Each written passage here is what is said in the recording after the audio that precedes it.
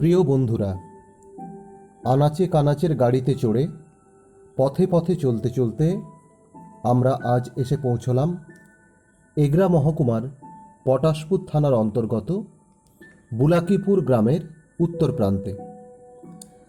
আরও স্পষ্ট করে বললে পটাশপুর ১ নম্বর ব্লকের বিখ্যাত বাজার পাথরঘাটায়।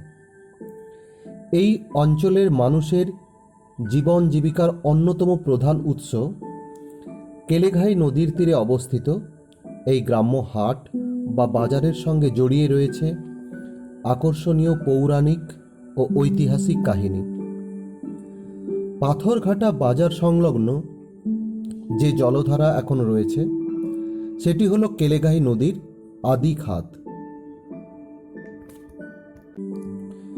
যদিও বর্তমানে এটি অনেকটাই মজে গিয়ে এবং এর তীরে জনবসতি গড়ে উঠে একে খালের চেহারায় পরিণত করেছে।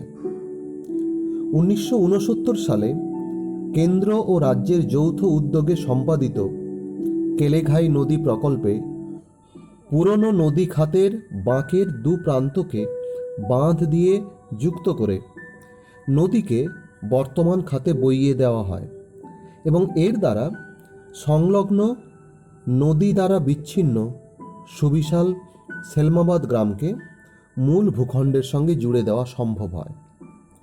যাই হোক, আমাদের আজকের আলোচনার কেন্দ্রস্থলে থাকা পাথরঘাটা বাজার যতটা বিখ্যাত বাজার হিসাবে স্থানীয়ভাবে সমপরিমাণ বিখ্যাত এখানে অবস্থিত বাবা কঙ্কেশ্বর শিব মন্দিরের জন্য।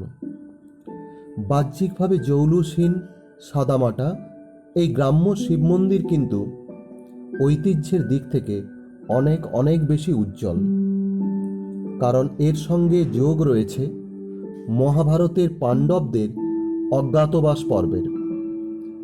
লোকশ্রুতি অনুসারে পাণ্ডবরা যখন অজ্ঞাতবাসের জন্য নদীপথে বিরাট রাজার বাড়িতে, বর্তমানে যা পশ্চিম মেদিনীপুরে অবস্থিত, তো সেই বিরাট রাজার বাড়িতে যাচ্ছিলেন, তখন যাত্রাপথের মাঝে তারা থেমেছিলেন বর্তমানের পাথরঘাটা বাজার সংলগ্ন কেলেঘাই নদীর তীরে এক ঘাটে। সেই ঘাটে স্নান করে যুধিষ্ঠির অন্যান্যদের সঙ্গে নিয়ে এখানকার শিবের মন্দিরে মহাদেবের পূজা অর্চনা করেন। অজ্ঞাতবাসের সময় যুধিষ্ঠিরের ছদ্মনাম ছিল কঙ্ক এবং সেই কারণে এই মন্দিরে অধিষ্ঠানরত শিবের নাম হয় কঙ্কেশ্বর। এবং যে ঘাটটিতে পাণ্ডবরা স্নান করেছিলেন, সময়ের সঙ্গে সঙ্গে তাতে সংস্কার ও পরিবর্তনের ছোঁয়া লাগলেও নামটি এখনও রয়ে গেছে সেই পাণ্ডব ঘাট। বন্ধুরা, কাহিনী কিন্তু এখানেই শেষ নয়, আর একটু বাকি আছে। বাবা কঙ্কেশ্বরের মন্দিরের কাছেই যে বিশাল প্রাচীন নিম গাছটি রয়েছে তার সঙ্গে জড়িয়ে আছে বাংলার এক অতি বিখ্যাত ধর্মীয় ও সামাজিক ব্যক্তিত্বের নাম।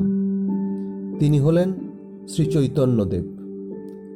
নদীপথে উড়িষ্যা যাওয়ার সময় নৌকা থামিয়ে কিছুক্ষণের জন্য এই নিম গাছের ছায়ায় বিশ্রাম নিয়েছিলেন মহাপ্রভু, এবং খুব সম্ভবত এই কারণেই এই অঞ্চলে বৈষ্ণব ধর্ম ও সংস্কৃতির আধিক্য লক্ষ্য করা যায়। তো বন্ধুরা, কেমন লাগলো আনাচে কানাচের আজকের পর্ব? কমেন্ট বক্সে অবশ্যই জানাবেন। একই সঙ্গে আমার পক্ষ থেকে একটি ছোট্ট ঘোষণা রয়েছে। আনাচে কানাচের সঙ্গে যেহেতু রয়েছে আরও দুটি কথা, কাছে দূরে, সেটা মাথায় রেখেই এরপর থেকে আনাচে কানাচে এক সপ্তাহে আপনাদের নিয়ে যাবে দূরে, পরের সপ্তাহে নিয়ে আসবে কাছাকাছি। তাহলে বন্ধুরা, দেখা হচ্ছে পরের পর্বে একটু দূরে কোথাও। ভালো থাকবেন সবাই, আর চারপাশের মানুষদের একটুখানি চেষ্টা করুন ভালো রাখার। আজকের মতো টাটা।